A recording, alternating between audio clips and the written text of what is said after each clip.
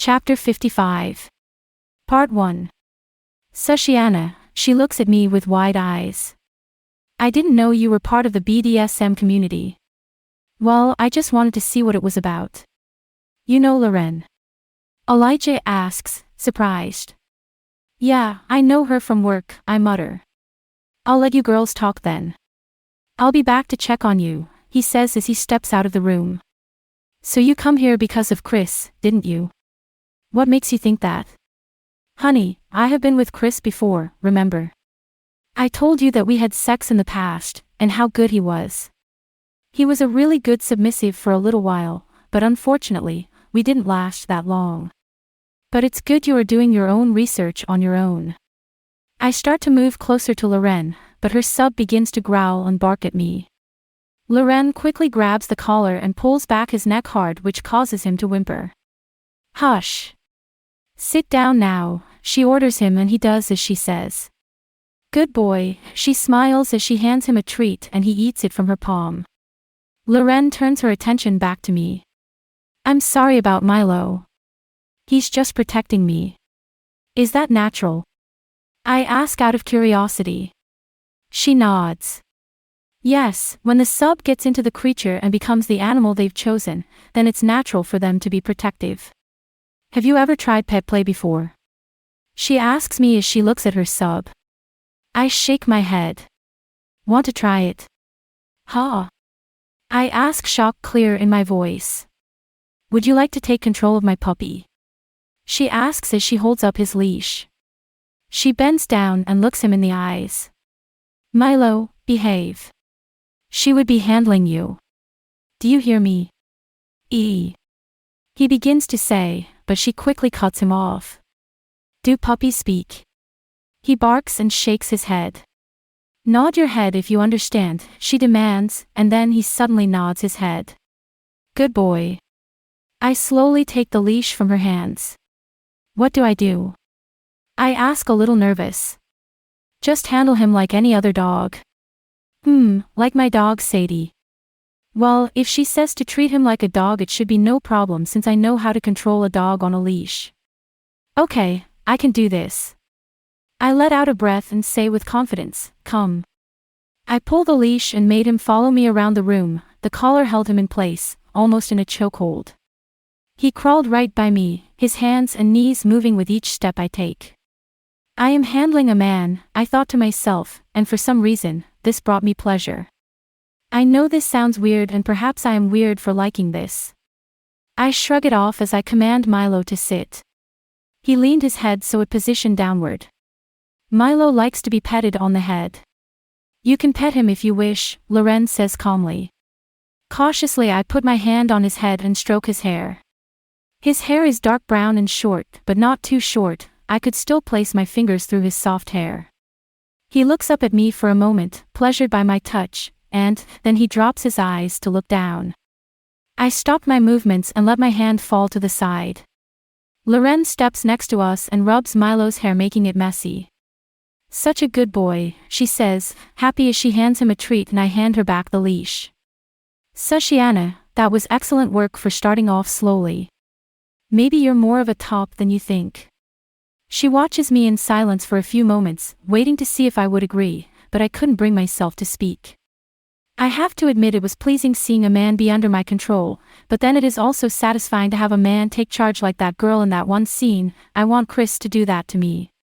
Also, he has taken control in the bedroom and told me what to do, and I couldn't deny it aroused me. But yet again, I feel I want to put a collar over Chris's neck and maybe whip him with a flogger. Perhaps I am a switch after all. Anything else that you are interested to know? She asks me suddenly. I shrug. Well, maybe wax play. I read about it but have never seen it. You are in luck, wax play is one of my favorites. Want me to show you on my sub? I nod slowly and slightly blush. Sure. She turns to Milo.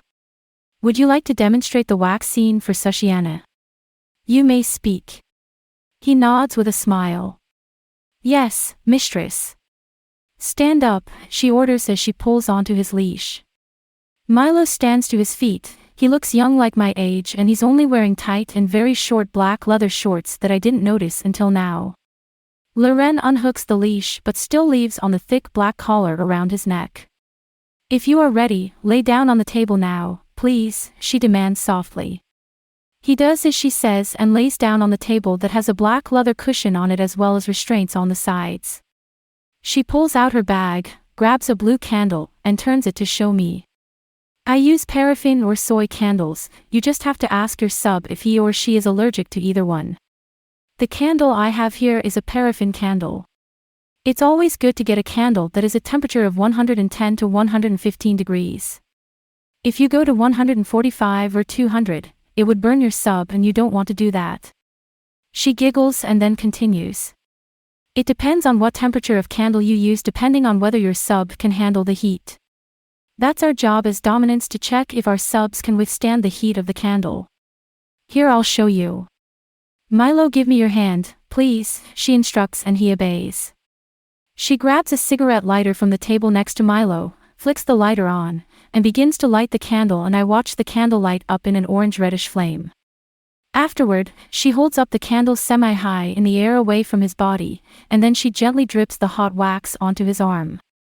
I watch as the blue wax dribbles over his forearm, causing the color to look lighter on his arm than I thought. He groans as she pours a little more. What does it feel out of 10?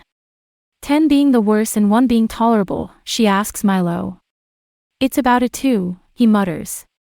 Good, she grins, and then she looks at me. This is called a test patch, or you can do it on yourself. But again, your body temperature is different from your partner's. Plus, you should note some places on the body are not good to have wax on, like the genitals. Genitals can be particularly painful, and an area to perhaps avoid. The same would go for the anus, although the bum cheeks themselves can be a great place to explore wax play. Also, never put wax on the face or lips, it can burn your sub and really hurt them. Milo, can you lie down on your back, please? She asks and he does as he's told. She gently sets the candle down on the table with it still being lit, and then suddenly she grips his wrists together and wraps a strap around them. Pulling his arms, she clips the strap to a discreet metal loop at the edge of the table.